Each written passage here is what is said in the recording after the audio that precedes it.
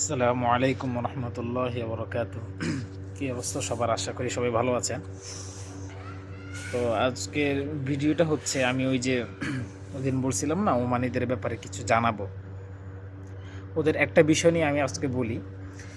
ব্যাপারটা হচ্ছে আপনারা খেয়াল করছেন এই যে আজকের ভিডিও যেটা, ওটা হচ্ছে আসল উদ্দেশ্যটা হচ্ছে কি, ওটা হচ্ছে যে ওমানে বা আপনার যেমন ওমান বলেন বা সৌদি আরব বলেন বা দুবাই বলেন, এগুলো তো হচ্ছে আরব আমিরাত, তাই না? তো আজকের পয়েন্ট হচ্ছে এই যে এই রাষ্ট্রগুলোর মধ্যে মানে এত যে তাদের যে চলাফেরা, তাদের যে বারাকাত, তাদের যে আল্লাহ তালার যে ফল ফ্রুট, এই সব রাষ্ট্রে তো ধরেন আপনার আল্লাহর রহমতে আছে যে বরকত থাকে না, একটা বরকত। যেমন এই যে ইনকামের দিক দিয়ে দেখেন, এরা আমাদের রাষ্ট্রগুলো থেকে অনেক উন্নত না, অনেক তাদের টাকা পয়সা, যেমন তাদের প্রত্যেকটা ঘরে ঘরে ঘরে ঘরে তাদের সবার জন প্রতিজন আলাদা আলাদা একটা একটা গাড়ি। তো এটা বোঝানোর উদ্দেশ্য হচ্ছে মানে এটাও তো একটা আল্লাহর রহমত, তাই না? তো এইগুলোর কারণ কি? এগুলোর কারণ আমি আজকে একটা পয়েন্ট তুলে ধরি। এটা হচ্ছে, এই পয়েন্টটা হচ্ছে এরকম যে এই রাষ্ট্রের মধ্যে তাদের একটা কিছু বেসিক নিয়ম থাকে, যেমন আপনার যে আমি শুধু ওমানের কথাই বলছি, এটা বাইরের রাষ্ট্র থেকে সম্পূর্ণ কিন্তু আলাদা। এদের যে নিয়ম কানুনগুলো, এগুলোর মধ্যে একটা হচ্ছে আপনার এই রাষ্ট্রের মধ্যে তারা এই যে যেমন পাড়া প্রতিবেশী যারা থাকে, তেমন এই যে যেমন আমার মুসল্লিদের কথাই বলি, যখনই তারা নামাজ পড়তে আসে, আমার নামাজ যখন সালাম পিরানো হয়, সঙ্গে সঙ্গে তাদের একটা আমল থাকে। আমলটা কি? আমলটা হচ্ছে যে সালাম পিরানো শেষ, তাসবিহ তালিম পড়া শেষ, হাত উঠে মোনাজাত করা শেষ, এরপরে সঙ্গে সঙ্গে দেখি একজন একজনের সাথে কি সুন্দর আসসালামু আলাইকুম রহমতুল্লাহ এ কথা বলে মোসাহাবা করে। এরপরে কি অবস্থা, কেমন আছেন, আপনার বিবি কেমন আছে, সন্তানাদি কেমন আছে, কি সুন্দর জিজ্ঞেস করে। তো এইটা কি? এটা হচ্ছে একটা নবীজির সুন্নাত। এরপরে সেখান থেকে এই যে মসজিদের ভিতরে একবার এ কথা বলাটা শেষ, তাই না? এটা তো এই জায়গায় শেষ। যখন কাতার থেকে উঠে আইসা বাইরে আসে না, বাইরে আইসা সেম মানে যতজন দেখা করছে মোসাফা করছে, আবার এখানে আইসা আবার দাঁড়ায় আবার বলে তো হ্যাঁ, যে আর কি অবস্থা, তো সবাই কেমন আছে, চলেন একটু খাবার দাবার করেন আমাদের সাথে, চলেন একটু নাস্তা খান। প্রত্যেক 5 ওয়াক্ত নামাজের সময় সেম উত্তর, সেম কথা। সবাই সবাইকে বলবে যে ফজল মানে চলেন কিছু হাদিয়া নেন বা কিছু আসেন আমার বাসায় মেহমানদারি করেন, এরকম। এগুলো কিন্তু একটা হচ্ছে মেহমানদারি, মানে এই যে মেহমানদারি, এটা কিন্তু একটা সুন্নাত। আর একটা হচ্ছে যে এই যে একটা মত বিনিময় করা, যে সালাম দেওয়া, মোসাহাবা করা, এগুলো কিন্তু নবীজির সুন্নাত। তো চিন্তা করেন আমাদের রাষ্ট্রের সাথে মিলায় দেখেন এগুলো থাকে কিনা গ্রাম অঞ্চলগুলোর মধ্যে।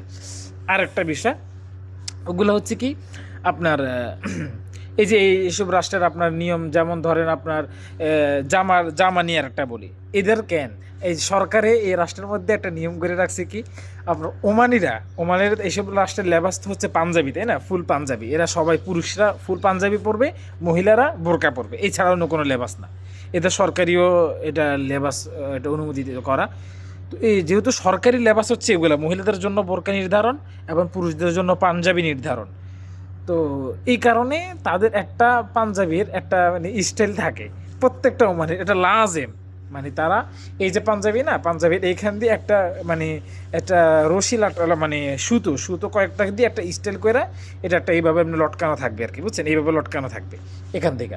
তো এই পাঞ্জাবি এটা শুধু ওমানিরা পড়তে পারবে, এবং বাইরের কোনো রাষ্ট্রের মানুষ এটা পড়তে পারবে না, এটা সরকারি নিষেধ। তো চিন্তা করেন কোনো রাষ্ট্র পোশাক নিয়ে এরকম সরকারি কানুন করতে পারে, কিন্তু তারা তাদের মানুষ এই রাষ্ট্রের মানুষদের জন্য সুন্দর সিস্টেমটা করে রাখছে।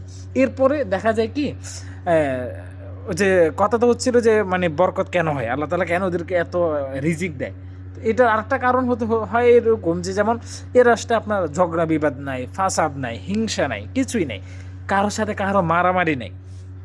এ রাষ্ট্রের জায়গা জমিনের বিষয়ে আপনাদেরকে একদিন আরেকটা কথা শোনাবো, নেই সমস্যা নেই ইনশাল্লাহ, সময় থাকলে আরেকটা দিন ভিডিও করে আমি আপনাদেরকে শোনাবো ইনশাল্লাহ। মানে এদের জায়গা জমিন ঘরবাড়ির আলাদা কিন্তু নিয়ম আছে। তো ওই যে রিজিকের বিষয়টা হচ্ছে এরকম যে যখন এই যে গাড়ি নিয়ে যখন রাস্তায় যাওয়া আসা করে না ওমানি, কিন্তু কেউ কাউকে চিনে না, জানেন কি করে? ওই যে ফুল স্পিডে যখন যায় তারপরও কি করে, ওই যে গাড়ির হর্ন দিয়ে হয়তো গ্লাস নামায় বা নামায় না, কিন্তু হর্ন দিয়ে একটা সালামের একটা ইশারা দেয়, মানে একজন একজনকে সালাম দিছে, উনিও আবার হর্ন দিয়ে এই যে ইয়ে করে, এটা কি বলে মানে বুঝে যে আমি উত্তর নিয়েছি, সালাম নিয়েছি। তারপর যেখানেই যাবে যখনই যার সাথে দেখা হবে নেমে সবাই কেউ কাউকে চিনুক না চিনুক একটাই এই একটা আমল এদের আমি সব সময় আমি দেখি, মানে নেমে আসসালামু আলাইকুম রহমতুল্লাহ, কী অবস্থা, কেমন আছেন, সে বাঙালি হোক, সে পাকিস্তানি হোক, সে ইন্ডিয়ানি হোক, হিন্দু মুসলিম কিচ্ছুই দেখে না, তাদের একটাই আবাদত, দোকানে কিছু কিনতে গেছে সেখানেও বলে উঠবে এরকম, মানে কিছু কিনছে, একটু আলু কিনছে বা একটু মানে আপনার মাছ কিনছে, কিছু যে কোনো মানুষ বসে থাকুক, ক্যাশে টাকা কাউন্টারে টাকা দিতে গেছে সে তাকেও যে বলবে সালাম আলাইকুম, কী অবস্থা, কেমন আছেন, ভালো আছেন। এই যেগুলো হচ্ছে মানে একটা নবী আল্লাহ তালার মানে যে একটা এটা এটা তো ইসলাম কিন্তু ফুটায় তোলে, তাই না, ইসলামের সৌন্দর্য এগুলো।